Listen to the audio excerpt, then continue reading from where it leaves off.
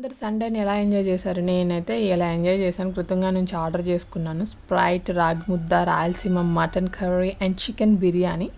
Super అంటే super. నాకు బాగా కోపం వచ్చినప్పుడు బాగా తింటా అనమాట.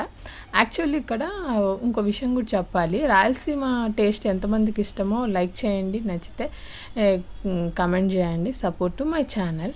అండ్ ఇక్కడ తింటూ కొన్ని విషయాలు మాట్లాడుకుందాం. మరీ ఫిలాసఫీ ఫిరోషియస్ కాకుండా జనరల్గా నాకు కొన్ని డౌట్స్ అనమాట. మాట్లాడాలని అనుకుంటాను కానీ మళ్ళీ ఎక్కడ కాంట్రవర్సరీలు అవుతాయో, ఏ రకంగా కామెంట్ చేస్తారో అనే ఇదితో చెప్పను. బట్ ఈరోజు ధైర్యం చేసేసి కొన్ని మాటలు షేర్ చేసుకోవాలని ఈ సండే నుంచి స్టార్ట్ చేస్తున్నాను అనమాట. కొంతమంది మనం నమ్ముతాం కదా ఒక పర్సన్ని, అది వాట్ ఎవర్ పర్సన్ నమ్మినప్పుడు వాళ్ళు మనకు నిజమే చెప్పారనుకుంటాము. బట్ నిజం అనేది అది అబద్ధమని మనకు తెలిసినప్పుడు, అంటే వాళ్ళు చెప్పలేరు, మనకి ఎప్పటికీ తెలియదని వాళ్ళు ఫీల్ అయిపోతారా?